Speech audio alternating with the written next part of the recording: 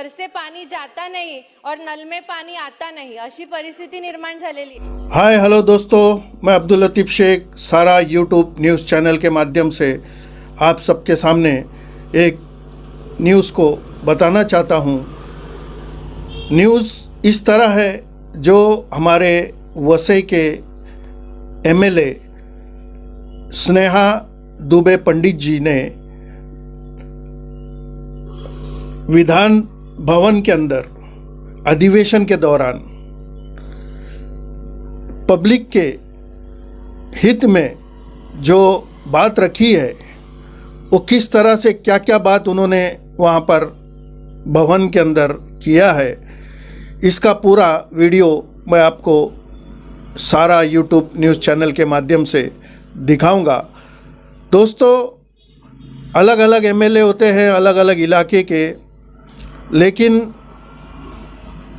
वहाँ पर भवन के अंदर जब अधिवेशन चलता है तो बहुत कम एमएलए ऐसे होते हैं जो अपने एरिया के लोगों का हित के लिए काम करे, बात करे और जो परेशानी है उसको छुड़ाने का काम करे।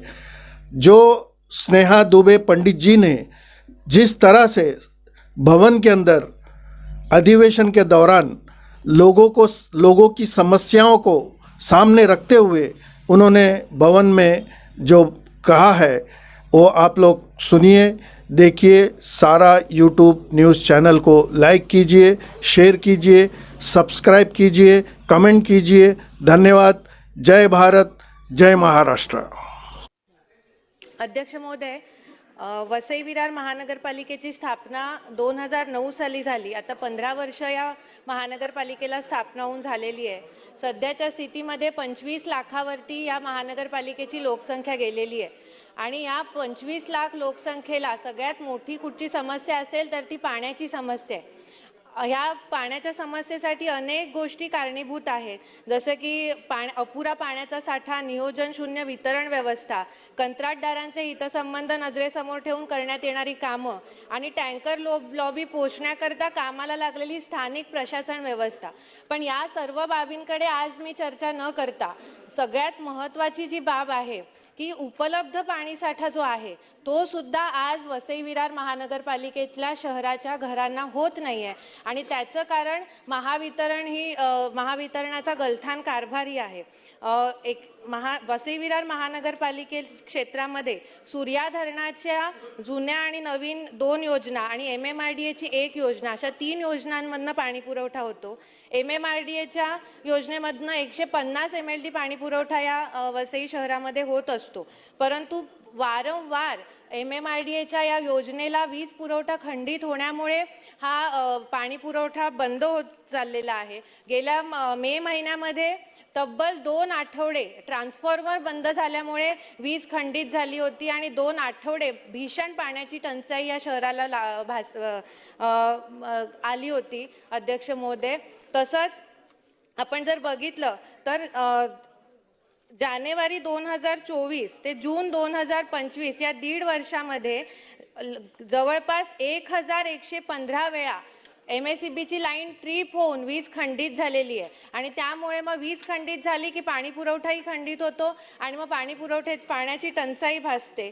ह्या सगळ्या गोष्टींसाठी MSEBच्या अधिकाऱ्यांचा गलथानपणा कारणीभूत आहे। अध्यक्ष महोदय, तसंच वारंवार या पाणी टंचाई बरोबर MSEBच्या इतरही समस्या अनेक आहेत। या पट्ट्यामध्ये जवळपास 20,000 उद्योगधंदे आहेत आणि वारंवार वीज खंडित होण्यामुळे हे उद्योगधंदे बंद होण्याच्या मार्गावर आहेत। काही उद्योगधंदे तर स्थलांतरित होण्याच्या मार्गावर सुद्धा आहेत। जुने झालेले ट्रान्सफॉर्मर, जुन्या झालेल्या 10 मीटर लांबीची सुद्धा सलग जॉईंट नसलेली अशी MSEBची केबल आपल्याला सापडणार नाही। DP खराब होणं, मीटर जळणं आणि या सगळ्या दुरुस्तीसाठी जे कॉन्ट्रॅक्टचे कर्मचारी आहेत ते ग्राहकांकडे मागणी करतात सगळ्या मटेरियलची, त्यांच्याकडे मटेरियल सुद्धा नसतं दुरुस्तीसाठी। त्यामुळे ही खूप गंभीर गोष्ट आहे। अध्यक्ष महोदय, तसंच महावितरणाच्या वसई विभागाच्या तांत्रिक विभागामध्ये मंजूर 414 पदांपैकी 209 पदं ही रिक्त आहेत आणि विरार विभागातील 293 पदांपैकी 270 पदं ही रिक्त आहेत आणि हा सगळे रिक्त पदं जी आहेत ती कंत्राटी कामगारांनी मग भरतात आणि मग कंत्राटी कामगारांचं ग्राहकांप्रती काही उत्तरदायित्व राहत नाही, त्यांच्याकडनं तक्रार निवारण वेळेमध्ये होत नाही. अध्यक्ष महोदय, या सगळ्या गलथान कारभारामुळे मे महिन्यामध्ये वसईमध्ये जयेश घरत या कंत्राटी कर्मचाऱ्याचा लाईटच्या पोलवरती काम करत असताना दुर्दैवी मृत्यू झाला.